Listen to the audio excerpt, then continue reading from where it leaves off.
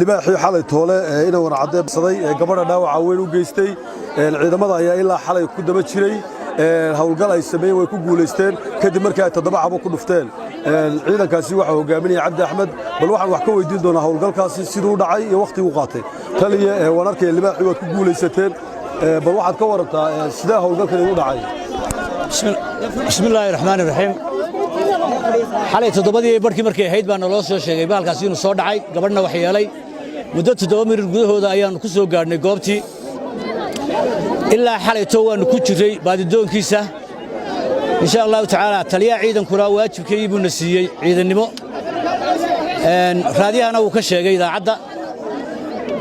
shantii barkii subaxnimo ayaanu baalkii helay inkastoo deena soo hujuumay haddana waanu ka xoog roonaanay baalkaas sidaas ayuu ku dhintay waana shaqadii caadiga ahayd ee ciidanku qaban lahaa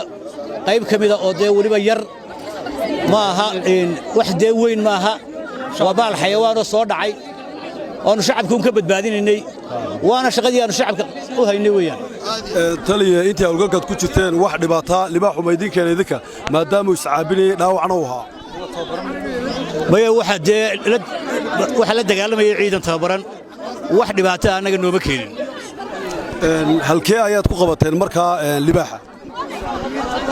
kullay agagaarkii dooxa qarkiisa meel garan waa bartankiisa ayaanu ku qaban hawlgal iyo dadaal fara badan oo ciidanku ay sameeyeen ayaa waxay ku guuleysteen inay dilaan isla markaana ay ka badbaadiyaan ummadda libaaxii xalay toole xadhkaa goostay gabadha dhaawaca weyn u geystay hadda waxaan ag joogaa waa raqdii libaaxa oo lagu dhuftay 7 xabo oo ay dileen ciidanka RRU-da ama ciidanka Booliska Soomaaliland Cabdiqaadir Coday Bulsha TV Hargeysa